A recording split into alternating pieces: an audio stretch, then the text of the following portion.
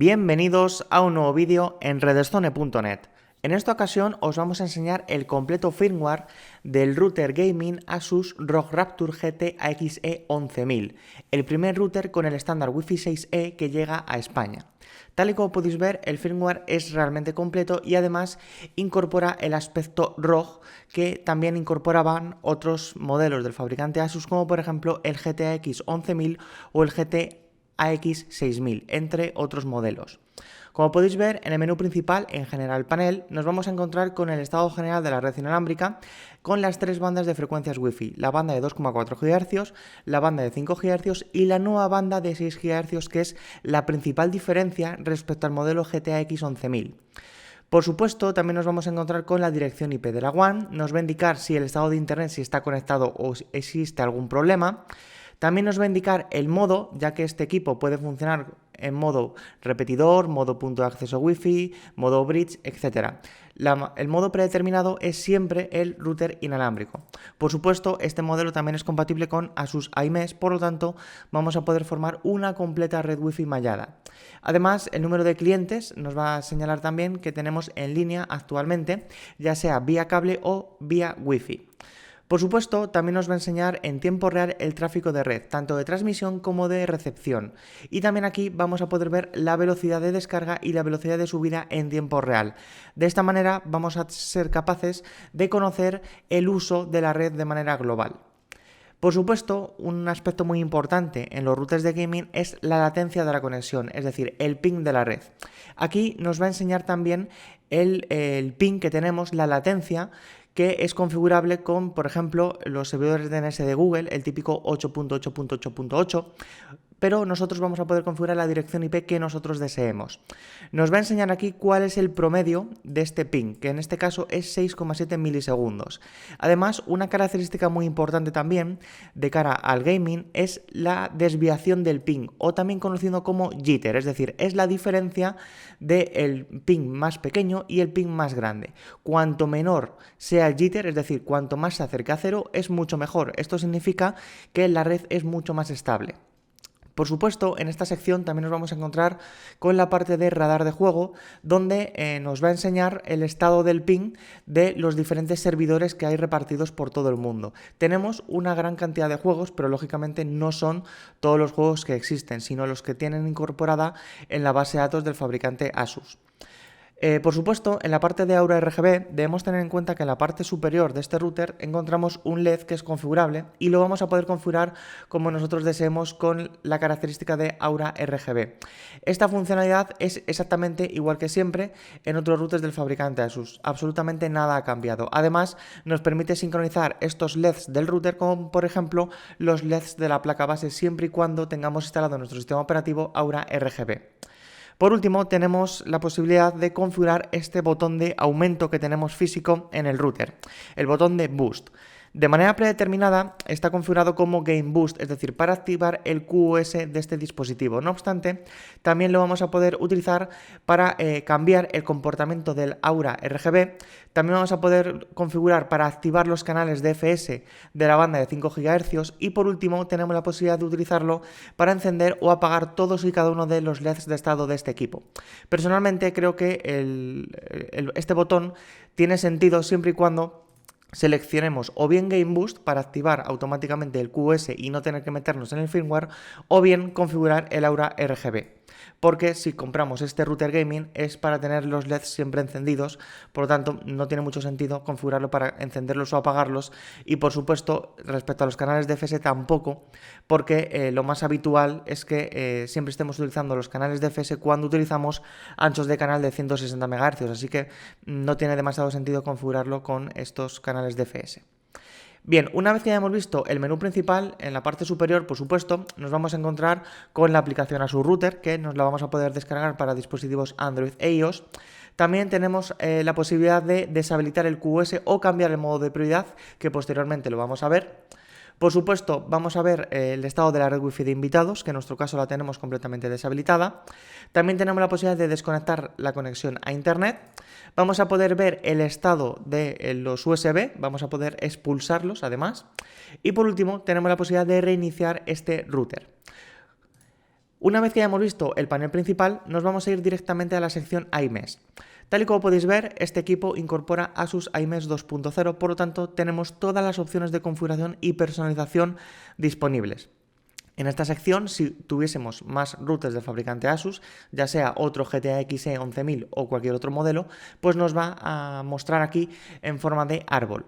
También vamos a poder ver el listado de clientes que tenemos aquí conectados, ya sea en red con cable, que es donde nosotros nos hemos conectado actualmente, la red inalámbrica y, por supuesto, también vamos a poder ver aquí en la sección de red pues el estado de la WAN de Internet, el estado de la parte de Ethernet y las 3 bandas de frecuencias Wi-Fi, la banda de 2,4, 5 y 6 GHz. Y también vamos a poder ver, por supuesto, tanto la dirección MAC, nombre de red Wi-Fi, como también la velocidad de transmisión y la velocidad de recepción, como se puede ver. Además, vamos a poder ubicar este router donde nosotros deseemos, ya sea en inicio, salón, comedor, dormitorio, oficina, lo que sea, ¿de acuerdo? Entonces, lo que más nos gusta de la Asus iMesh 2.0 es que nos permite configurar en detalle la red Wi-Fi Mesh. Si tuviésemos aquí otro nodo más, pues ya lo habéis visto anteriormente en varios análisis en Redstone, que tenemos la posibilidad de elegir el nodo de uplink, es decir, el nodo donde queremos que se conecte un determinado dispositivo y de esta manera pues optimizar la red al máximo. Además, también tenemos el típico botón de optimización que lo que hace es básicamente desconectar todos los nodos y automáticamente se volverán a conectar para optimizarse. También tenemos la posibilidad de habilitar el retorno Ethernet obligatoriamente. De esta manera, al habilitar este retorno Ethernet, lo que vamos a poder hacer es interconectar los diferentes dispositivos vía cable y de esta manera obtener el mejor rendimiento posible. Otra opción de configuración muy interesante es la parte de lista de bloqueo de itinerancia, que todos los routers del fabricante Asus lo incorporan desde hace muchísimos meses. Esto lo que nos permite es que si por ejemplo tenemos una red Wi-Fi Mesh y tenemos una televisión o una consola que está entre los dos nodos, pues en muchas ocasiones el router va a detectar que tiene poca cobertura y le va a expulsar de la red Wi-Fi para que se conecte al otro y viceversa. Entonces, cuando estamos en tierra de nadie, por así decirlo, pues lo que podemos hacer es bloquear la itinerancia de este dispositivo para que no se mueva del router donde está conectado. Además, en la parte de iMesh, en la parte de los clientes Wi-Fi, tenemos además la opción de elegir qué nodo queremos que siempre esté conectado ese dispositivo en cuestión. Por ejemplo, una televisión, una consola, es decir, dispositivos que normalmente no se muevan. Esta funcionalidad no tiene sentido que nosotros la habilitemos pues, en un smartphone o en una tablet que lo estamos continuamente moviendo. Si, por ejemplo, utilizamos un ordenador de sobremesa con una tarjeta Wi-Fi, pues también tendría sentido. Pero si es un ordenador portátil que vamos a poder mover por toda la casa, pues tampoco tendría sentido. Por supuesto, tenemos la posibilidad de restablecer el sistema de los valores predeterminados de fábrica. Ojo, el sistema Wi-Fi Mesh, no el propio router. Y finalmente nos permite también reiniciar el sistema. Por supuesto, este modelo, al ser de gama alta, incorpora la suite de protección Asus iProtection, que nos va a permitir pues, bloquear sitios malintencionados, activar o desactivar el IPS bidireccional, es decir, el sistema de prevención de intrusiones, y también es capaz de detectar y bloquear dispositivos infectados de la red local. Aquí vamos a poder ver todos y cada uno de los detalles. Por supuesto, vamos a poder configurar alertas por correo electrónico. Aquí tendremos que poner nuestro email y la contraseña de Google, y también soporta otros proveedores, pero lo más normal es utilizar una cuenta de Gmail y ya está. Entonces aquí en esta sección lo que vamos a poder hacer es escanear si nuestro router tiene algún tipo de problema de seguridad. Por ejemplo, el nombre de usuario y contraseña de inicio de sesión predeterminados del router cambiados. No hemos cambiado, por ejemplo, el nombre de usuario, que sigue siendo admin. Y aquí pues encontramos una pequeña examen de seguridad de nuestro router, que es recomendable siempre que esté todo en verde y que no tengamos ningún tipo de problema. Bien, en la sección de bloqueo de sitios malintencionados pues nos va a enseñar pues cuántos aciertos ha habido, es decir, cuántos sitios han bloqueado, y aquí nos va a enseñar pues qué se ha bloqueado exactamente. Además, tenemos la posibilidad también de guardar, eliminar y también gestionar una lista blanca de estos sitios por si queremos entrar en ellos. En la sección de IPS bidireccional pues tenemos exactamente lo mismo con respecto a los avisos, y la detección y bloqueo de dispositivos infectados también nos vamos a encontrar con la misma interfaz gráfica de usuario. En la parte de control parental o paterno, como lo llama Asus, tenemos dos opciones principalmente. O bien control parental orientado a bloquear contenidos, por ejemplo, contenidos para adultos, mensajería instantánea, archivos P2P, streaming, etcétera, por cada cliente conectado. Es decir, si nosotros, por ejemplo, queremos bloquear contenido de adulto a nuestro ordenador, pues simplemente lo que hacemos es seleccionar nuestro dispositivo, le damos a aplicar, añadimos, le damos a aplicar y automáticamente ya se aplicará y bloqueará cualquier petición. No obstante, también tenemos la posibilidad de programar por tiempo, es decir, si nosotros queremos limitar en un determinado horario a nuestro menor en casa, pues lo vamos a poder hacer sin ningún tipo de problema.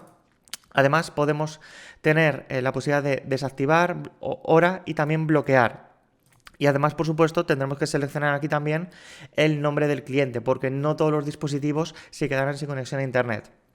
En caso de que quieras bloquear absolutamente todos los dispositivos, pues directamente seleccionamos aquí y automáticamente todos los dispositivos serán bloqueados del acceso a Internet. Eso sí, van a seguir conectándose a través de la red local. Es decir, si nosotros queremos compartir contenido con un dispositivo de la red local, lo vamos a poder hacer. Lo único que corta es la conexión a Internet, como si quitásemos el cable de fibra. En la sección de aceleración de juego tenemos diferentes prioridades. Tenemos un total de 3 niveles de priorización.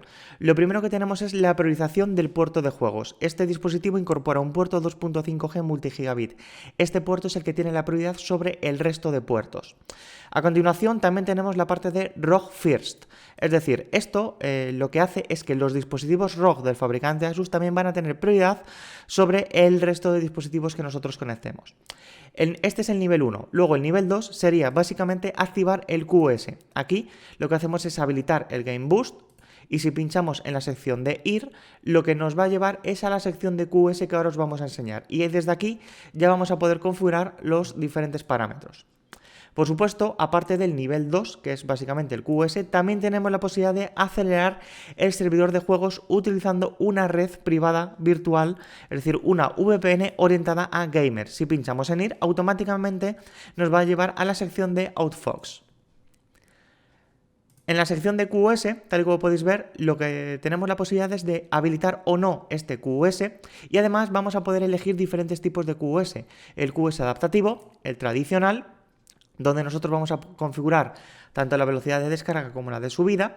También tenemos la posibilidad de configurar un limitador de ancho de banda. Con esto lo que haremos es limitar la velocidad de descarga y subida máxima de este dispositivo en cuestión. Y finalmente tenemos la posibilidad de activar el GeForce Now QoS si utilizas dispositivos compatibles. Nuestra recomendación es utilizar el QoS adaptativo, ya que es uno de los que mejor funcionan sin lugar a dudas. Desde aquí, lo único que tenemos que hacer es QoS adaptativo, opción automática, o bien tenemos la posibilidad de ajustarlo de manera manual. Seleccionamos aquí juegos y automáticamente los juegos tendrán la prioridad máxima. No obstante, también tenemos la posibilidad de pinchar en la sección de Customize y aquí lo que vamos a poder es hacer un intercambio, es decir, aquí vamos a poder nosotros priorizar que, por ejemplo, los juegos queremos que tengan la máxima prioridad. A continuación, queremos que el trabajo desde casa tenga la máxima prioridad. Y, por ejemplo, pues la navegación por la web o otros usos, pues tenga la menor prioridad. Desde aquí, lo que hacemos es configurarlo y si seleccionamos Customize, lo que hace es justamente esto. No obstante, si vas a jugar a juegos y quieres que tenga la máxima prioridad, pues lógicamente elegimos juegos solamente y pinchamos en aplicar cambios.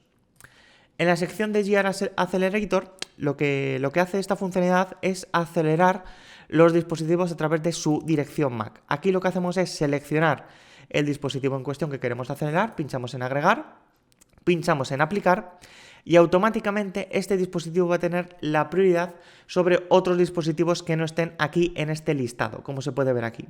Además, esta funcionalidad la podemos activar o desactivar.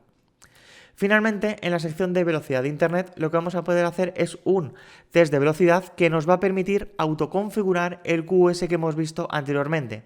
De esta manera, no tendremos nosotros que introducir la velocidad tanto de descarga como de subida de nuestro operador. Por supuesto, en la sección de OpenNAT, esta característica es muy habitual en los routers de Asus orientados al gaming y lo que nos permite básicamente es hacer un reenvío de puertos pero de manera muy fácil y rápida. Por ejemplo, imaginemos que nosotros queremos abrir un puerto y de un juego en concreto y que no conocemos pues qué puertos hay y tampoco lo hemos investigado a través de Google. Si nosotros, por ejemplo, queremos abrir los puertos de este juego, Battlefield 5, elegimos la plataforma PC, Xbox One o PS4 o todos directamente y seleccionamos aquí la dirección IP interna de nuestro dispositivo de juegos. Entonces lo que hacemos es pinchamos en aceptar y automáticamente lo que ha hecho es abrir todos estos puertos que tenemos aquí. Tenemos una pequeña base de datos con todos los puertos que utilizan los diferentes juegos. Entonces aquí lo que hacemos es pinchar en aplicar y ya habremos abierto de cara a internet estos puertos para no tener ningún problema a la hora de jugar. Además, el límite máximo de reglas son de 32. Debemos tenerlo en cuenta. Si por ejemplo queremos agregar otro juego, Call of Duty 4, pues lo vamos a poder hacer exactamente de la misma forma. Un detalle importante es que también nos permite configurarlo de manera manual, es decir, aquí lo que tenemos que hacer es poner nosotros el nombre del servicio, elegir el protocolo TCP, UDP o ambos, elegir el puerto externo. El puerto interno generalmente es el mismo que el puerto externo, por lo tanto esto lo dejamos en blanco y aquí ponemos la dirección IP interna, que será nuestro dispositivo. Pinchamos en aceptar y ya habremos abierto el puerto. Tiene esta interfaz gráfica de usuario, es similar a la parte de WAN, servidor virtual, que estamos acostumbrados a ver, pero es mucho más sencilla y sobre todo nos va a ser de mucha utilidad si nosotros pues no conocemos cuáles son los puertos que tenemos que abrir para los diferentes juegos. Aquí tenemos una pequeña base de datos que nos va a facilitar enormemente esta tarea. En la sección de radar de juego, pues tenemos los diferentes juegos con los diferentes servidores repartidos por todo el mundo y aquí nos va a indicar el estado del ping, es decir, cuál es la mejor latencia de cara a nuestra conexión, de cara a conectarnos a los diferentes servidores. Lógicamente no disponemos de un radar de juego de todos los juegos que hay actualmente, pero sí tenemos los más habituales y los más populares. En la sección de radar Wi-Fi lo que vamos a poder hacer es analizar de manera avanzada el sitio Wi-Fi. Esta característica es sobre todo orientada a usuarios profesionales que quieren saber en detalle qué ocurre con la red inalámbrica Wi-Fi, las estadísticas del canal inalámbrico, si hay colisiones o si hay algún tipo de pérdida de cobertura. Si tenemos algunos problemas, aquí vamos a poder ver qué está ocurriendo de manera interna y de manera muy avanzada con la red local y por supuesto también vamos a poder configurar los parámetros de este radar Wi-Fi. En definitiva, esta sección es solamente recomendada para usuarios avanzados y no es recomendable absolutamente tocar si no sabemos lo que estamos realmente tocando. En la sección de VPN tenemos las típicas VPNs de siempre, PPTP, que es un protocolo no seguro y por tanto no recomendamos utilizarlo. En la sección de OpenVPN disponemos de OpenVPN con todas las opciones de configuración habituales, que es una de las más avanzadas de los routers domésticos. Y es de agradecer que un fabricante como Asus pues haya incorporado todas estas opciones de configuración, porque vamos a poder configurar en detalle todas las, incluso una infraestructura de clave pública. Aquí nosotros vamos a poder copiar la autoridad de certificación, el certificado del servidor, la clave del servidor, parámetros Diffie-Hellman, incluso una lista de revocación de los certificados. Es decir, todo esto es de manera muy avanzada. No obstante, si no tienen los conocimientos necesarios, pues simplemente con irte a la sección de general, seleccionamos aquí 2048 bits, seleccionamos aquí Internet y Local Network y aquí ponemos un usuario y contraseña y con este usuario y contraseña estaremos accediendo al servidor VPN. Finalmente también tenemos la parte de IPsec VPN, como suele ser habitual en el fabricante Asus. Una de las características más destacables es sin lugar a dudas la parte de fusión VPN. Esto lo que hace es que cuando nosotros nos conectamos en modo cliente a un servidor VPN remoto, por ejemplo de NordVPN, de Surfshark, de PureVPN, etc., automáticamente todo el tráfico de la red local pasa por el servidor VPN. Por lo tanto, aumentará la latencia. Dependiendo del proveedor de la VPN, pues la latencia será mayor o menor. Esto lo que nos permite es expulsar, es decir, quitar de este túnel VPN a los dispositivos de juego o a los dispositivos que nosotros queramos. En un entorno ideal de, por ejemplo, queremos un cliente VPN para conectarnos a Netflix y ver Netflix desde Estados Unidos, lo que vamos a poder hacer es que las televisiones utilicen la VPN y el resto de dispositivos, como por ejemplo pues la consola, los ordenadores, etcétera, no utilicen la VPN directamente, sino que viajen a internet a través del operador directamente, es decir, sin pasar por esta VPN. Es decir, esto lo que nos permite hacer es separar el tráfico. Si ciertos dispositivos queremos que viajen por la VPN, lo podemos hacer, y si ciertos dispositivos queremos que viajen a internet directamente a través del proveedor sin pasar por la VPN, también lo vamos a poder hacer sin ningún problema. En la sección de Instant Guard lo que nos permite es habilitar esta VPN que está basada realmente en IPsec, pero Instant Guard es una VPN fácil y rápida para los dispositivos móviles. Nosotros nos descargamos en nuestro móvil, Android o iOS, la aplicación de Asus Instant Guard y automáticamente nos podremos conectar de manera fácil y rápida sin tener que configurar parámetros avanzados de IPsec como ocurre aquí en esta sección, ni tampoco configurar el OpenVPN, que lógicamente es bastante más complicado que simplemente habilitar esta opción, instalarlo en nuestro dispositivo móvil y seguir los pasos del pequeño asistente de configuración. Entonces, la facilidad de desplegar una VPN con Instant Guard es muy superior a OpenVPN o IPsec. Finalmente, en la parte de general, analizador de tráfico, nosotros aquí vamos a poder ver el tráfico por dispositivos y también por aplicaciones de los diferentes dispositivos que tenemos actualmente conectados. Por supuesto, vamos a poder ver el monitor de ancho de banda, vamos a poder ver tanto la descarga y la subida de los diferentes dispositivos. Esto es exactamente igual en otros routers del fabricante Asus, lo único que no es en color rojo, sino que es en color azul. Por supuesto, también vamos a poder ver la supervisión del tráfico en tiempo real, tanto de la red de internet, red cableada, como también la red inalámbrica de las diferentes bandas de frecuencia, 2,4 GHz, 5 GHz y 6 GHz. Por último, tenemos la posibilidad también de habilitar el historial web para ver un histórico de todas las webs que se van a visitar.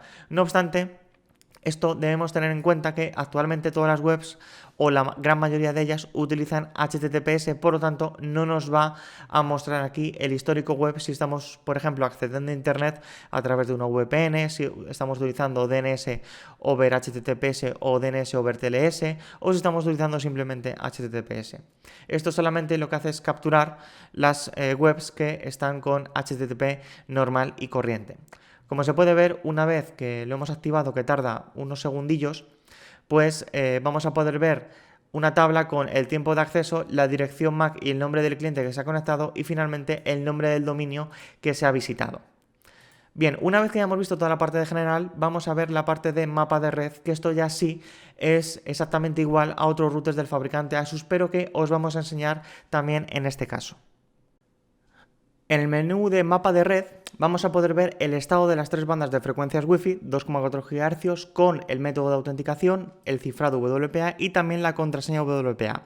Por supuesto, vamos a poder ver también el estado de la banda de 5 GHz y la nueva banda de 6 GHz, que es la principal característica de este nuevo router Asus ROG Rapture GT AXE 11000. Además, también vamos a poder ver el estado general del procesador, que incorpora 4 núcleos, el estado de la memoria RAM, que tiene 1 GB de capacidad, y también de los diferentes puertos Ethernet. Como se puede ver aquí, nos va a enseñar tanto el puerto WAN y LAN desde el 1 hasta el 5, como también el estado, es decir, la velocidad de sincronización de este puerto. Por supuesto, vamos a poder ver la dirección IP de la LAN, el código PIN predeterminado, el número de serie y las direcciones MAC tanto de la LAN como también de las bandas de frecuencias Wi-Fi. Por último, en la sección de Aura RGB pues tenemos un menú similar al que hemos visto anteriormente en la sección de panel. Aquí vamos a poder configurar el LED que tenemos en la parte superior del router con diferentes colores y también con diferentes modos de configuración de estos LEDs.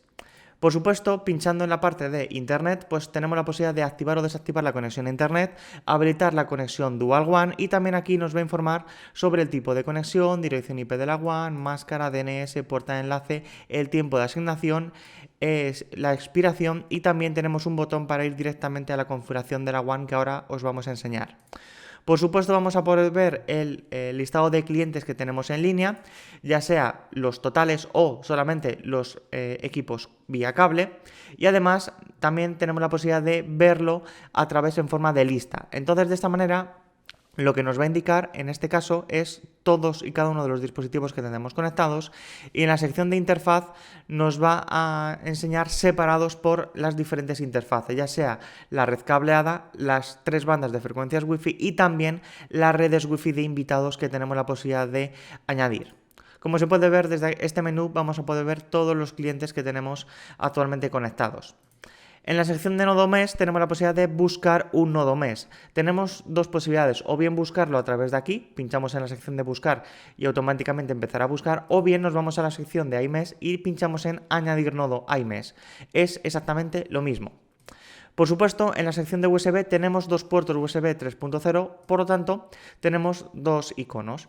En este caso, nosotros hemos introducido un pendrive de SanDisk y nos va a enseñar el nombre del modelo, el espacio disponible y el espacio total. Además, también nos va a enseñar diferentes botones para ir directamente a la configuración del servidor multimedia, al asistente de iDisk o directamente quitar, es decir, extraer con seguridad este dispositivo. Además, nos va a dar la posibilidad de elegir entre el modo USB 3.0 o el modo USB 2.0. Si queremos el mejor rendimiento posible, pues lógicamente tenemos que elegir el modo USB 3.0. También tenemos la posibilidad de hacer un escáner por si hay algún tipo de sector defectuoso en este dispositivo, ya que normalmente los puertos USB se conectan discos duros y no pendrives. Y finalmente tenemos la posibilidad de formatear este disco. Tenemos principalmente tres tipos de formatos, NTFS, FAT y HFS. Si generalmente utilizas sistemas operativos Windows, lo que tienes que hacer es formatearlo en formato NTFS o bien FAT. De esta manera, cuando nosotros extraigamos el disco duro o el pendrive de este router, pues lo va a reconocer sin ningún problema. En la sección de inalámbrico tenemos la posibilidad de habilitar o deshabilitar la funcionalidad de Smart Connect o conexión inteligente, es decir, vamos a poder activar el band steering en las tres bandas de frecuencias Wi-Fi. De hecho, cuando lo habilitamos, tenemos dos modos de configuración. O bien utilizar Dual Band Smart Connect, es decir, tendremos el band steering únicamente en la banda de 2,4 GHz y en la banda de 5 GHz. Y de esta manera, la banda de 6 GHz irá completamente por libre.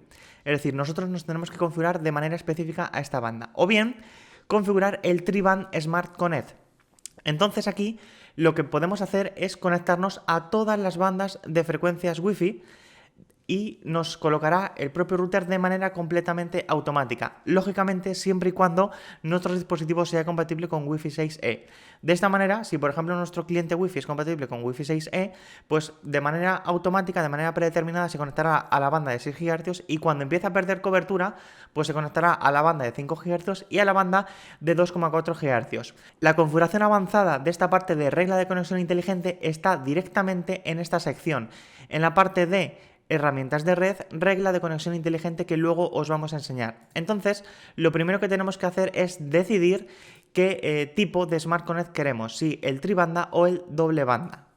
Aquí las opciones de configuración son exactamente las mismas de siempre. Vamos a poder ocultar el SSID, cambiar el nombre de la red Wi-Fi, seleccionar el ancho de canal, seleccionar el canal, también tener la posibilidad de seleccionar el canal de extensión por debajo o por encima, el modo de autenticación. Un detalle muy importante es que los routers de Asus permiten WPA3 personal únicamente, por lo tanto, las tramas de administración deben estar protegidas obligatoriamente. También tenemos la posibilidad de habilitar el Enhanced Open Transition, que es básicamente el OWE. Entonces aquí no vamos a tener ningún tipo de contraseña para acceder a la red Wi-Fi, pero los datos sí van a estar cifrados en tránsito, es decir, desde el cliente hasta el router. Y por supuesto el intervalo de rotación de la clave. En este caso de la banda de 5 GHz tenemos exactamente las mismas opciones de configuración.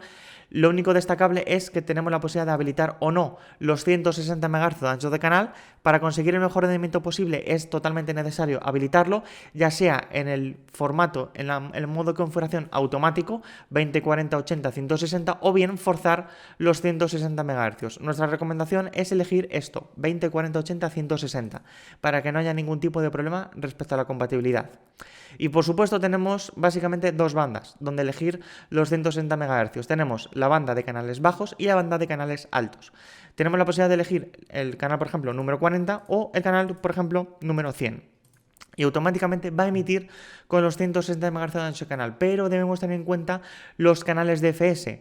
Por lo tanto, si nosotros acabamos de encender el router y no ha pasado ni siquiera un minuto, vamos a ver que si seleccionamos el canal, por ejemplo, 104 con 160 MHz de ancho de canal, no nos va a aparecer la red inalámbrica Wi-Fi hasta pasados 10 minutos. Esto debemos tenerlo muy en cuenta. No es que sea un fallo de configuración, sino porque los canales DFS lo dictan así.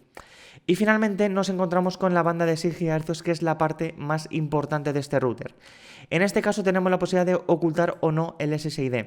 También tenemos la posibilidad de configurar el SSID y elegir el ancho de canal, 20, 40, 80, 160 o bien pues 20 MHz solamente, 40 MHz solamente, 80 y 160. Entonces aquí lo más recomendable de cara al rendimiento es elegir todos estos, 20, 40, 80, 160. Y a continuación tenemos la posibilidad de elegir los canales de forma totalmente automática. Estos canales que veis aquí son los canales PSC, es decir, para garantizar la conectividad de los dispositivos Wi-Fi 6 es recomendable habilitar esta funcionalidad y tendremos solamente estos canales disponibles, estos 6 canales.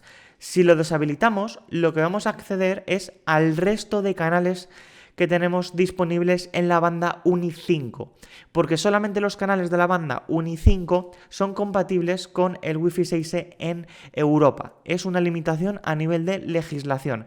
Este router, si lo llevamos a Estados Unidos o lo compramos en la versión estadounidense, pues automáticamente vamos a tener aquí más canales disponibles para conectarnos. Sin embargo, en Europa solamente tenemos un total de 3 canales con 160 MHz de ancho de canal. Por tanto, aquí actualmente lo que podemos hacer es habilitar esto, el PSC, y dejar los canales en automático. Entonces, de esta manera, pues automáticamente el router elegirá el mejor canal posible. Nosotros en Redstone hemos comprobado que, aunque la banda de 6 GHz es bastante amplia, es decir, desde los primeros megahercios hasta los últimos, la diferencia es de hasta 500 MHz en la banda UNI 5, hemos comprobado que el rendimiento que obtenemos en los canales bajos, es decir, con una menor frecuencia, y en los canales altos con una mayor frecuencia es exactamente la misma, es decir, no hay absolutamente ninguna diferencia. Hemos obtenido unas velocidades de diferencia entre las pruebas de aproximadamente unos 10 megabits por segundo, pero 10 megabits por segundo de una velocidad que hemos conseguido máxima de, por ejemplo, 1200 megabits por segundo, pues no es absolutamente nada. Respecto al canal de extensión, esto tiene que estar en automático sí o sí. El método de autenticación tenemos dos, o bien dejamos la red Wi-Fi abierta pero con cifrado, es decir, con cifrado AES sin autenticación, o bien seleccionamos WPA3 Personal. En las bandas de 2,4 GHz y 5 GHz tenemos más suites de cifrado disponibles. Sin embargo, aquí en 6 GHz ahora mismo solamente podemos elegir estas dos, o bien Enhanced Open o bien WPA3 Personal. Por supuesto, cifrado AES con la clave precompartida que nosotros pongamos, las tramas de administración protegidas en requerido y finalmente el intervalo de rotación de claves de red pues con el valor típico de 3600. Y finalmente pinchamos en aplicar. Por supuesto, este router también dispone del WPS con las mismas opciones de configuración de siempre del fabricante Asus. Nuestra recomendación es deshabilitar el WPS siempre y cuando no lo vayas a utilizar. Debemos tener en cuenta que para la sincronización del Asus iMesh es obligatorio el WPS, si no, pues no se van a sincronizar, no funciona. También tenemos la posibilidad de configurar un WDS para extender la señal inalámbrica. Por supuesto tenemos el filtrado MAC para las 3 bandas de frecuencias Wi-Fi. Tenemos la posibilidad de configurar el radius.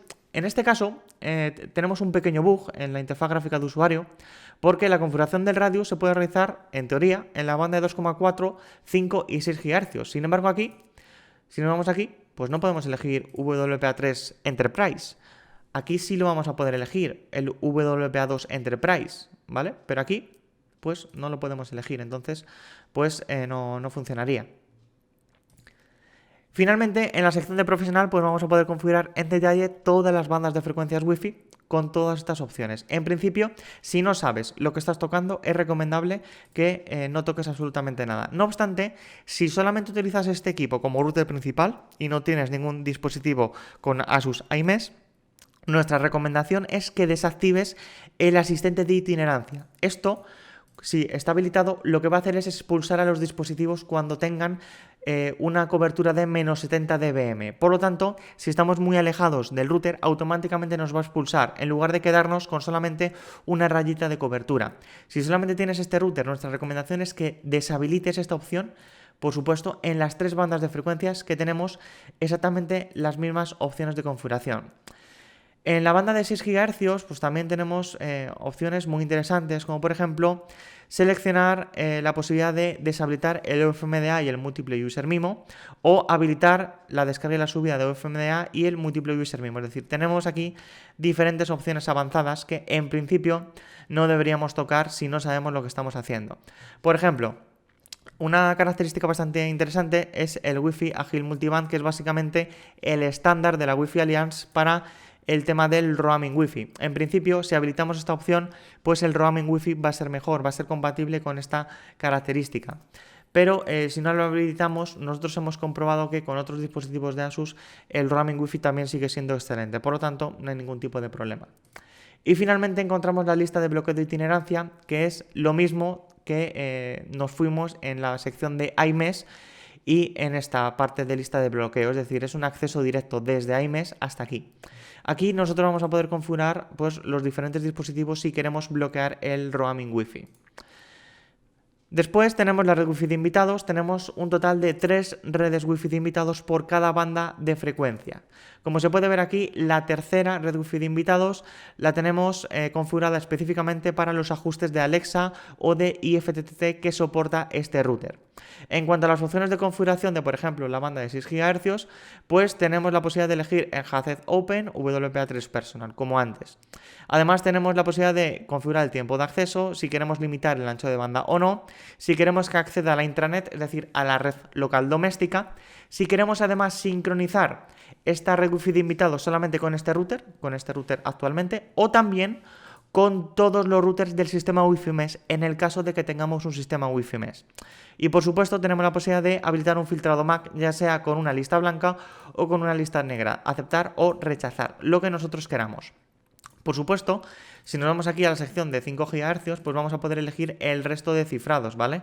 Con, por supuesto, autenticación PSK precompartida. Aquí no tenemos la posibilidad de configurar ningún Enterprise, es decir, con autenticación en un servidor Radius. En la sección de LAN tenemos la posibilidad de cambiar el nombre del host, también cambiar la dirección IP de la red local e incluso la máscara de subred. En la sección de servidor de HCP pues tenemos las típicas configuraciones de siempre, en este caso nada ha cambiado, incluso tenemos la posibilidad de habilitar la lista de clientes de HCP estáticos, que vamos a poder configurar hasta 128 dispositivos con este servidor de HCP estático. También tenemos la posibilidad de crear rutas estáticas en el caso de que no lo necesitemos. Por ejemplo, si nosotros vamos a configurar varios routers detrás de este GTX 11000, pues si queremos llegar a ellos tenemos que configurar una ruta estática, o incluso si instalamos un servidor VPN en la red local, pues también lo vamos a tener que hacer. En la sección de IPTV pues tenemos varias opciones. Aquí vamos a poder configurar en modo ajuste manual. Aquí nosotros definiremos el VID, el VLAN ID del Internet, de la parte de LAN port 4, orientado a temas de IPTV, y también el LAN port 3 de, por ejemplo, la voz IP. Un detalle muy importante es que este equipo, por supuesto, es compatible con Movistar Triple VLAN. Aquí configuraríamos la conexión IPTV, pinchamos en aceptar, reiniciamos y ya debería funcionar sin ningún problema el IPTV de Movistar. Y lo mismo ocurre con la parte de la conexión por voz. En este caso ya lo tenemos preconfigurado y no tendremos que hacer absolutamente nada. En la sección de control de conmutador pues tenemos la posibilidad de habilitar las tramas Jumbo a 9K y también tenemos la parte de habilitar el Link Aggregation. En este caso vamos a poder hacer una agregación de enlaces de los puertos LAN 1 y LAN 2 de este router, en el caso de que nosotros lo queramos. En la sección de WAN pues vamos a tener todas las opciones de configuración para la parte de Internet. Nosotros ahora mismo tenemos dirección IP automática, pero vamos a poder seleccionar PPoE y aquí vamos a poder introducir pues todos los detalles del PPoE. Lo mismo ocurre con la parte de IP automática. Si queremos habilitar la WAN, si queremos habilitar la NAT, el tipo de NAT que por defecto es Symmetric. Si queremos habilitar el Universal Plug and Play, nuestra recomendación es dejarlo deshabilitado por seguridad. Solamente sería recomendable habilitarlo en el caso de que lo vayas a utilizar. Y finalmente también tenemos la parte de habilitar la agregación WAN utilizando un puerto de la LAN como también WAN de Internet. Por supuesto, tenemos la posibilidad de configurar diferentes DNS e incluso tenemos la posibilidad de configurar DNS over TLS de manera estricta, y aquí vamos a poder configurar los diferentes servidores DNS. De esta manera, al habilitar el .dns over TLS, todas nuestras peticiones y todas las resoluciones DNS irán completamente cifradas. De esta manera, el operador no va a saber en qué resoluciones DNS nosotros estamos realizando. Y aquí nosotros vamos a poder configurar el listado de servidores DNS over TLS que tenemos como máximo un total de 8. Y finalmente, pues bueno, aquí tenemos la parte de requisitos especial de ISP, que son exactamente las mismas opciones de configuración de siempre. En la sección de Dual WAN, pues vamos a poder configurar una Dual WAN con el USB y también con el puerto 2.5G, siempre y cuando lo utilicemos como WAN de Internet. Si lo habilitamos, tenemos la posibilidad de elegir el WAN primario y también el WAN secundario, como se puede ver aquí. Entonces, pues vamos a poder configurarlo como nosotros deseemos, en modo conmutación por error o en modo equilibrio de carga, como suele ser habitual en los routers del fabricante Asus. También tenemos la parte de activador de puerto y la parte de servidor virtual. Esta parte de servidor virtual es exactamente la misma que hemos visto anteriormente en OpenNAT, ¿de acuerdo? Entonces, si nosotros aquí habilitamos estos puertos, ¿vale? No se nos ven reflejados aquí, pero debemos tener en cuenta que lo tenemos habilitado. Entonces aquí lo que tenemos que hacer es agregar los diferentes perfiles. De hecho, aquí lo que podemos hacer es abrirlos directamente desde aquí sin ningún tipo también de problema. Aquí elegiremos, pues si por ejemplo queremos abrir el FTP o abrir cualquier otro puerto, pues elegiremos aquí y automáticamente se nos van a rellenar los puertos. No obstante, si no queremos hacer ninguna selección rápida, pues aquí lo introducimos todo de manera totalmente manual. En la sección de DMZ vamos a poder habilitar la dirección IP de la estación expuesta y pinchamos en aplicar. En Dynamic DNS, en DNS dinámico, tenemos la posibilidad de elegir diferentes proveedores, entre los que se incluye el propio del fabricante Asus, el DIN DNS, también dispone de DNS-O-Matic, Tunnel Broker, NoIP y otros servidores, ¿de acuerdo? Además, cuando nosotros incorporamos un servidor de DNS, tenemos la posibilidad también de pedir un certificado gratuito del Let's Encrypt. De esta manera nos vamos a poder conectar de manera remota al router vía HTTPS y el certificado digital no será autofirmado. También tenemos la posibilidad de importar nuestro propio certificado, ya sea autofirmado o ya sea un certificado proporcionado por Let's Encrypt, pero lo más recomendable sería directamente hacerlo desde aquí, si queremos utilizar un certificado digital que no nos dé problemas con los navegadores web. Finalmente tenemos la parte de NAS Pass-Through, que tenemos las típicas opciones de configuración de siempre. En la sección de aplicaciones USB, pues tenemos la posibilidad de configurar el Asus iDisk. En la parte de centro de servidores, pues vamos a poder configurar el iTunes, el servidor multimedia, también el servidor Samba con estas opciones de configuración que veis aquí y, por supuesto, el servidor FTP. Un detalle muy importante es que tenemos la posibilidad de habilitar el FTP-ES, es decir, un FTP pero con cifrado TLS. De esta manera, todos los datos van a ir cifrados punto a punto. Tanto la parte de la autenticación como también la parte de la transferencia de los archivos. Además, si nosotros habilitamos el servidor FTP y habilitamos el acceso desde la WAN, esto significa que vamos a poder acceder al FTP desde Internet, conociendo la IP pública.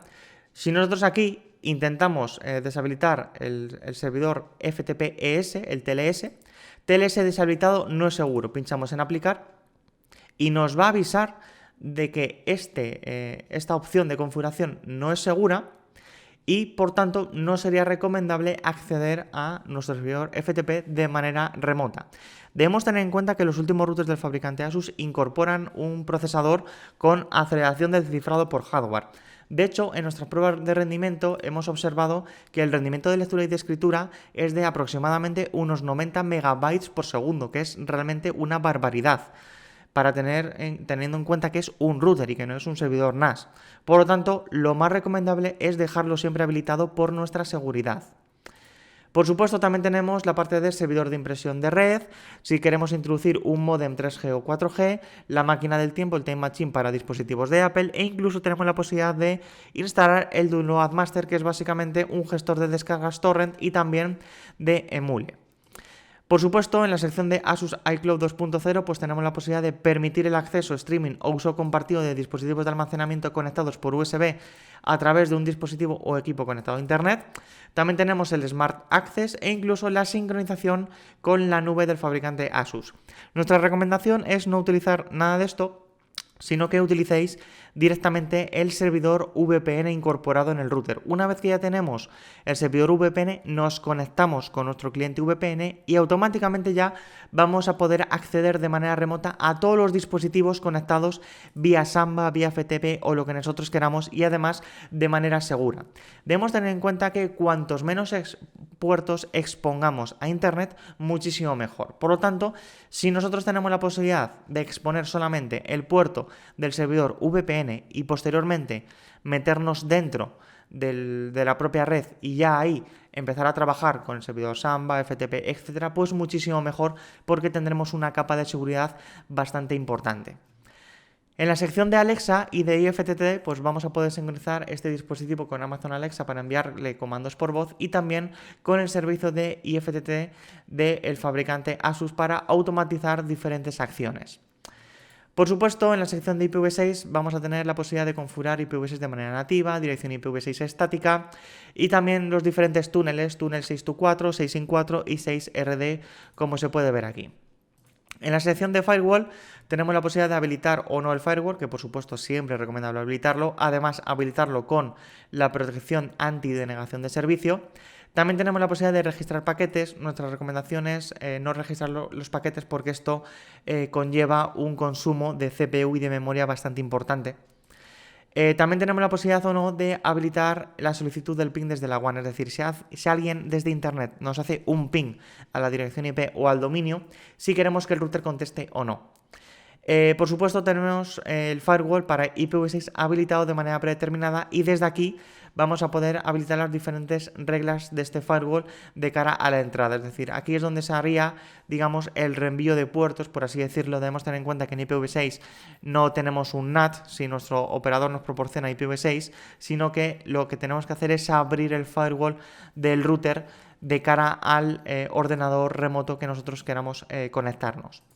Por supuesto, también tenemos la parte de filtrado de direcciones URL, una lista de rechazados o de admitidos, el filtrado de palabras clave, vamos a poder habilitar o deshabilitarlo y tenemos la posibilidad de hasta 64 palabras.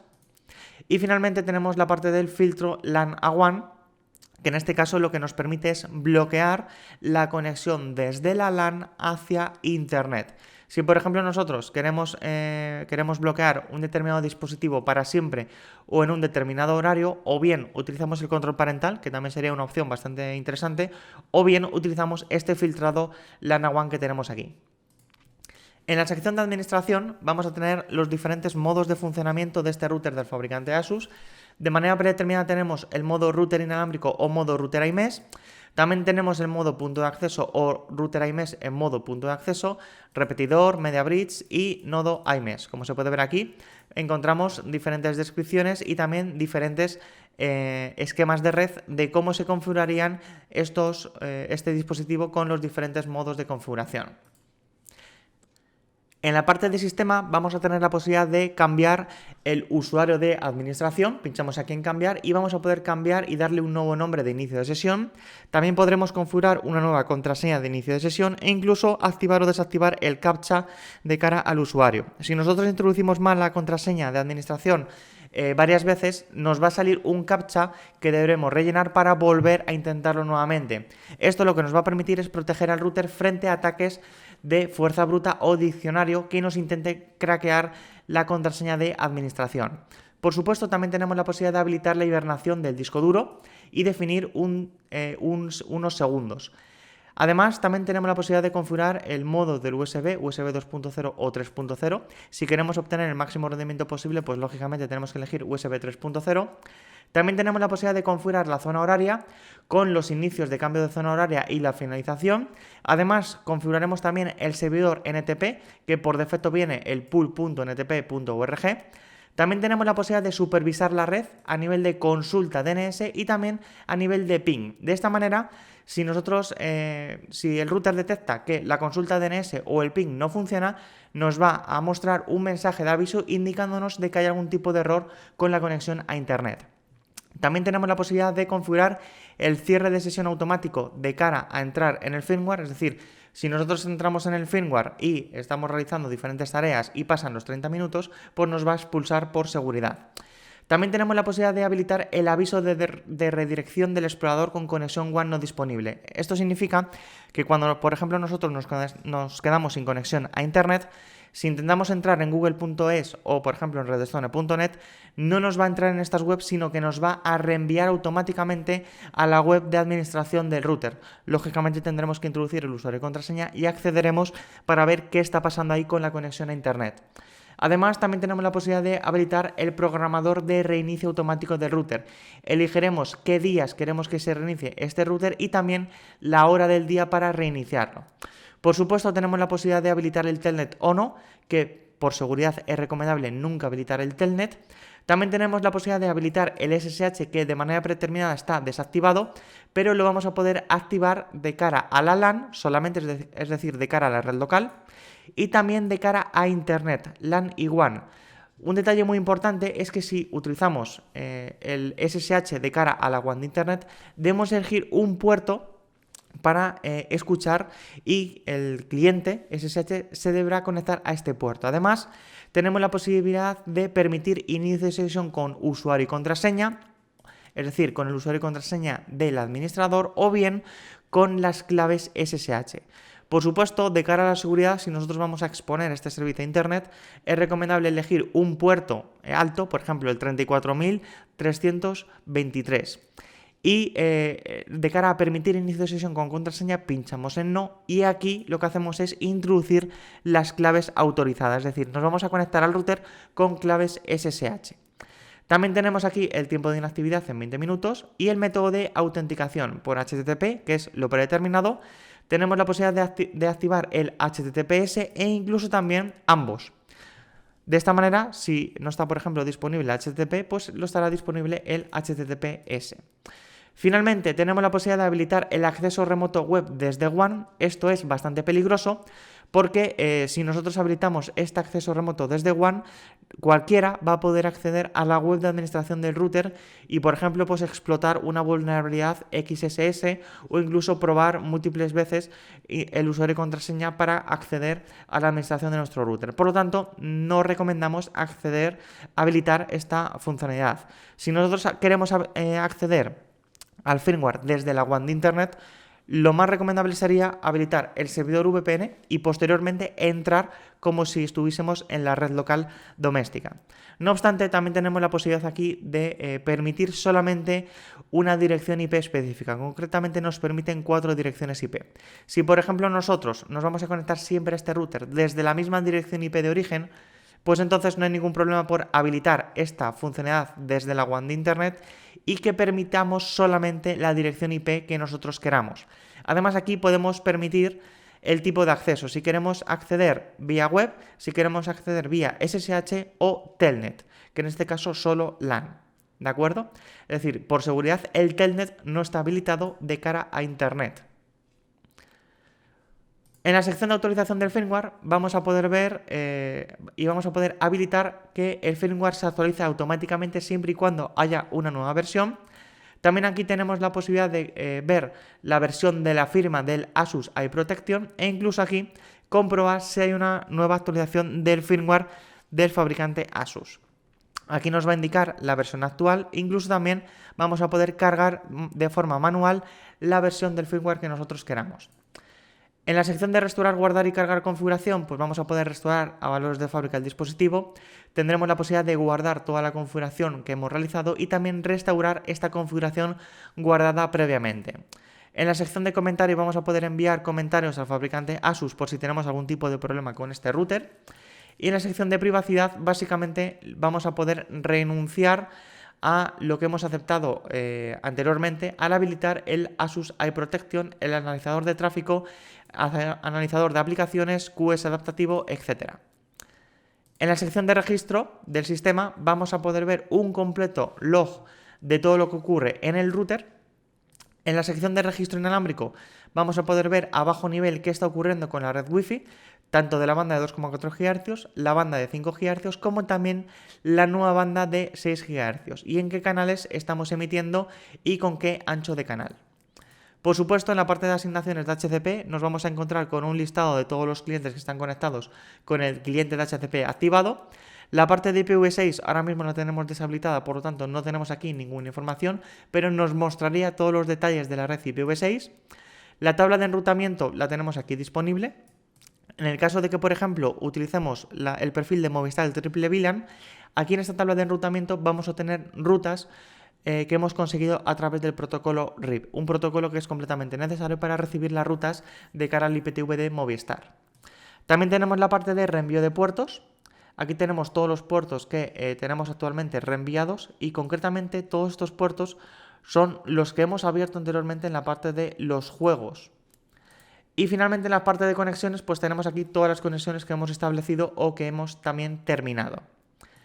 Finalmente, en la parte de herramientas de red, tenemos el análisis de la red. Vamos a poder definir un ping continuo, por ejemplo, a Google, y aquí nos va a señalar el destino, el ping promedio, es decir, la latencia de media, si hemos perdido algún paquete o no, y también vamos a poder ver el jitter de nuestra conexión.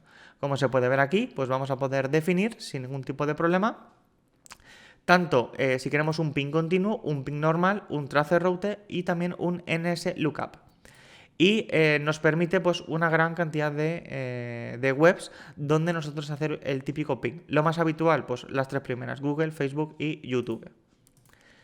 En la sección de NetStat vamos a poder ver el estado de toda la red y vamos a poder aquí pues definir, por ejemplo, que nos muestre los sockets TCP que tenemos actualmente en este router. Entonces desde aquí pues vamos a poder ver a bajo nivel el estado de la red del equipo.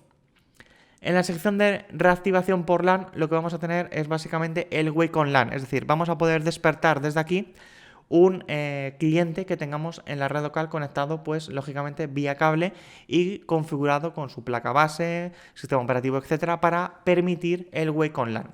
Desde aquí lo que vamos a hacer es elegir el dispositivo en cuestión, pinchamos en agregar y aquí lo que haremos es enviar el paquete mágico de manera completamente automática, es decir, no tendremos que nosotros utilizar programas externos ni nada, simplemente pinchamos aquí en añadir al listado de clientes que nosotros queremos despertar, pinchamos aquí en la dirección MAC y luego pinchamos aquí en reactivar y ya está. Finalmente tenemos la parte de regla de conexión inteligente. En este caso, dependiendo de la configuración que nosotros hayamos realizado en el Smart Connect, es decir, en la parte de inalámbrico, habilitamos el Smart Connect, tenemos dos opciones de configuración, o bien el tribanda o bien el dual band.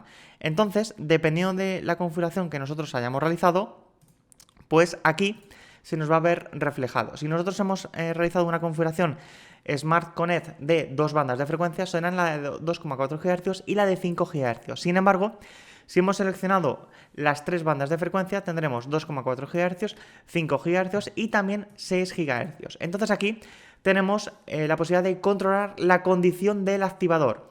A continuación tenemos aquí la política de selección de la estación, es decir, de la banda de frecuencia a la que vamos a pasar. Y finalmente aquí tenemos la parte de procedimiento de auditoría y selección de la interfaz. Entonces, con esta configuración, de manera muy avanzada, nosotros vamos a poder configurar el funcionamiento del band steering de manera muy detallada. Si no sabes lo que estamos haciendo, lo más recomendable es que no toques estos valores porque de manera predeterminada el band steering funciona bastante bien.